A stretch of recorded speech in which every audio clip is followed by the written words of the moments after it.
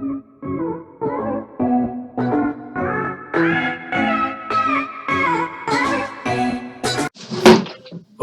students, welcome to the third part of my video, India Transformed Part 2, SYJC History. Now my dear students, in the first part we saw the social domain, we saw about education, we saw about health. In the second part, we saw about sports and various aspects of sports. Now, I would like to continue in the third part, the continuation of sports, how sports have been promoted in India, and what are the policies made by the government to promote sports. There are a number of sports journals published in India. Some television channels are devoted to sports. The audience of sports channels, advertisements shown on these channels, time slots and expenses of these advertisements are a vital factor which have shaped the independent sphere of marketing. There are independent clubs, associations, and each sports established in India. These associations are investing on large scale on the sports person on individual merit. A football player may be adopted professionally by football club. Then the club would take care of the player including his training. He has to sign the professional contract with the club. The player's name gets associated with the club.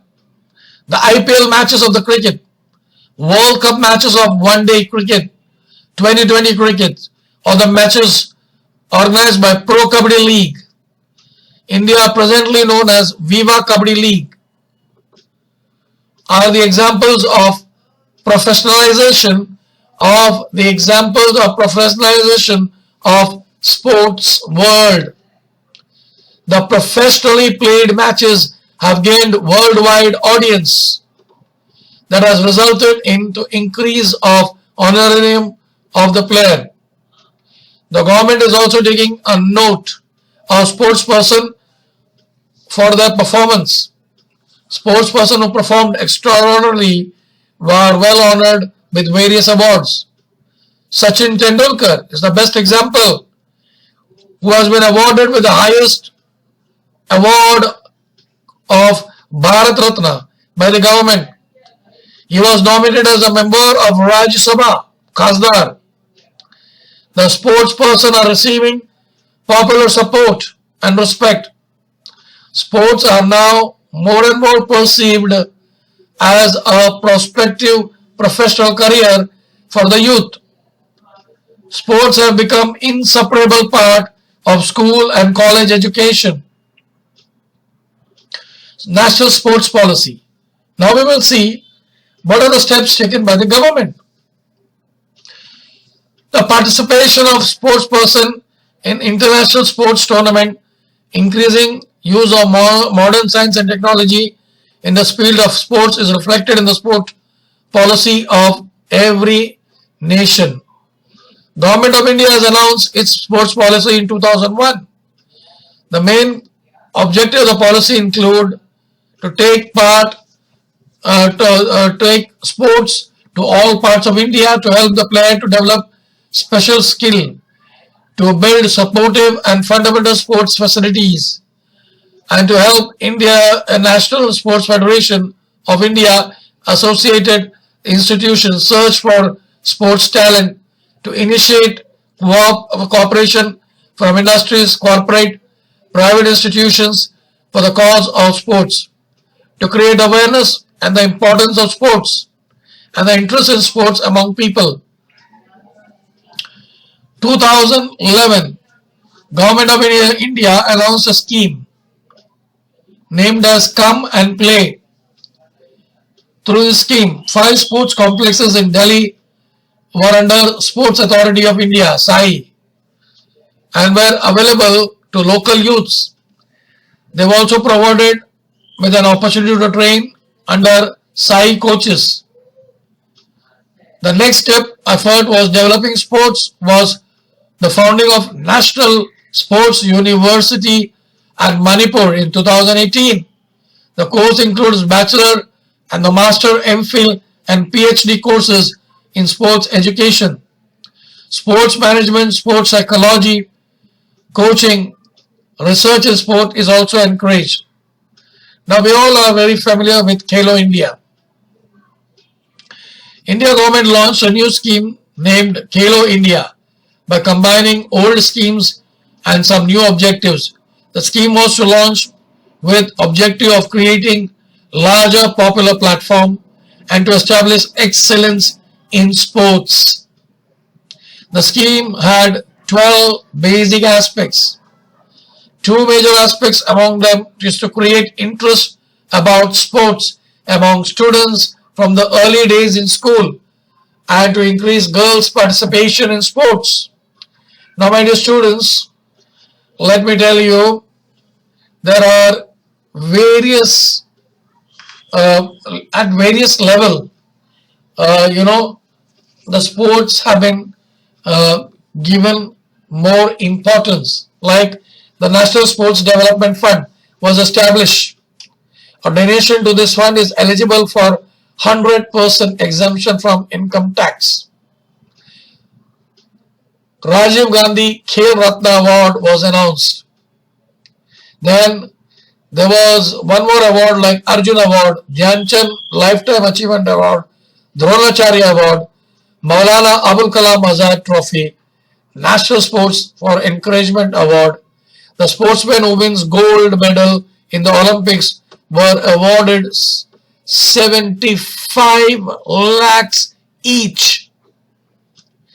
The team and the sportsperson who wins gold and silver and bronze in various competitions as Para-Olympic, Asian, Commonwealth, World Cup, Asian Championship, international universities tournaments, cricket tournaments for visually impaired are given a good amount of rewards and jobs.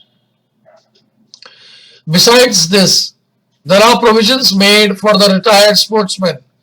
2018 winners of Olympics is granted a pension of 20,000 per month, and the winners of Asian Games have been granted 12,000 per month. Thus, the government of India is opening many venues for making the youth aware of sports as well as the life career. Students are aware of many opportunities in this field. Now, dear students, let us speak about cultural heritage and tourism. Tourism and cultural heritage there is no difference, but there are some connection. Now let us see. Tourism industry is continuously booming, and this industry earns foreign exchange on large scale. The number of tourists visiting India, the revenue earned through them is increasing every year. Government is trying to create various facilities for the convenience of the tourist visiting India from other countries. 3 ministers of Home Affairs, Tourism and Foreign Affairs together created a facility of e-visa for them, which included e-business visa, e-medical visa, e-visa, a service giving information on mobile to the tourists not only in Hindi and English but also in 10 other foreign language. For 24 hours throughout the week was started. This language include Arabic, French, German, Italian, Japanese, Korean, Russian and Spanish. This information is available by the Ministry of Tourism for the facility of the tourist. they have to dial 1363. The information covers various topics like cruise tours, adventurous sports, tourism, health tourism, facilities for sports like golf, polo, eco-friendly tourism, film festivals, and so on. Institute for systematic training of soft skills, such as a proper manner of receiving and helping the tourists communicating with them, have been opened. Hotels with many amenities and accommodations of premium quality are available to the tourists. Institute offering training courses in hospitality, hotel management has been established in many cities. Atulya Bharat, an advertisement company designed to boost tourism. Then we could also see through Swadesh Darshan program, 13 types of pilgrimage tours have been launched. It included the tours to Himalayas, coastal regions, Buddhist centers. The information of several uniquely featured tourist places in India is being publicized through electronic and digital media. Channels like BBC, Discovery, History are running programs introducing Indian historical and cultural heritage of the world. It helps to increase the number of tourists coming to India from other countries like America, France, Japan. Swadesh Darshan or Pardesh scheme launched by Ministry of Tourism of Indian government has chalked out tours of pilgrimage centers, spiritual centers in India. There are 95 such places which are included in the scheme. Trimbakeshwar in Maharashtra is one of them. The Ministry of Tourism, the Government of India, and the Federation of Association in Indian Tourism Hospitality, FAITH, organized Indian Tourist Mart in 2018. It is the first event of this kind organized on the model of International Tourism Mart in other countries. So thus I would like to conclude this lesson by saying that no more India is underdeveloped. It is a wrong notion. Our India is developing, and they are developing in various fields like social matters, education, health, environment, sports and tourism. And so thus in years to come we could see that India will be ranging, or they will be compared to the developed nations of the world.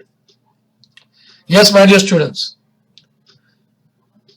if you like the video, please do like it. If you have not subscribed it, please subscribe it. And if the people are not aware of this channel, please do share it so that they may get awareness. So I wish you all the best and farewell in your board exam.